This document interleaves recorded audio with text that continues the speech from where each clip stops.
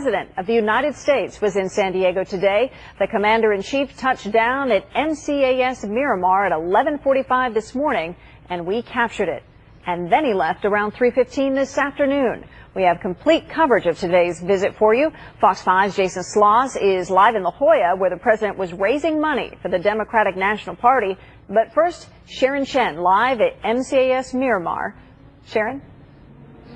That's right, Kathleen. We have been on this presidential beat since 7:30 this morning. Now, his visit today is likely going to be his last to San Diego as president. So for many here on base today, this was an absolutely once-in-a-lifetime opportunity.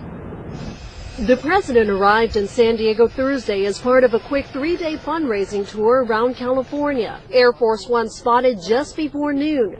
Fox 5's cameras caught the approach to Marine Corps Air Station Miramar.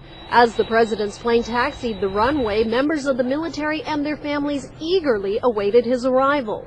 As Mr. Obama exited the plane, he was welcomed by Commanding Officer Colonel John Farnham and Commanding General Major General Stephen Busby of the 3rd Marine Aircraft Wing. It's a thrill and it's a pleasure to meet the President of the United States. Also standing in the receiving line, San Diego Mayor Kevin Faulconer. He asked me how everything was going. I said, great. He said, thanks for dialing up such a great day. I said, you're welcome. The mayor just returned from the Republican National Convention in Memphis. I just landed here myself today, so the timing worked out perfect. After his initial greeting, President Obama worked in face-to-face time with those who had waited all morning long to meet their commander-in-chief. The president knows how important Miramar is and the entire Navy, Marine Corps region is to the city of San Diego. After 10 minutes, President Obama got in the Beast and drove in a very long caravan to La Jolla.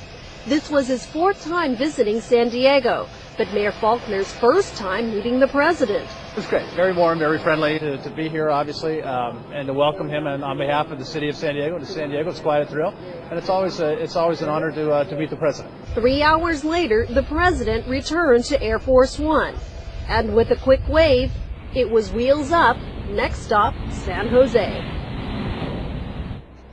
And on to San Jose for 2 more fundraisers. Now, as you can imagine, when the president was here, security extremely tight around town, not only where traffic was stopped, where the president was traveling through town, but also San Diego, the entire area in a no-fly zone while he was here. And not to mention us having to endure a major security check as we were ready to go on base. Not only my photographer and I ourselves, but also the truck. They went through everything, the cameras, the equipment.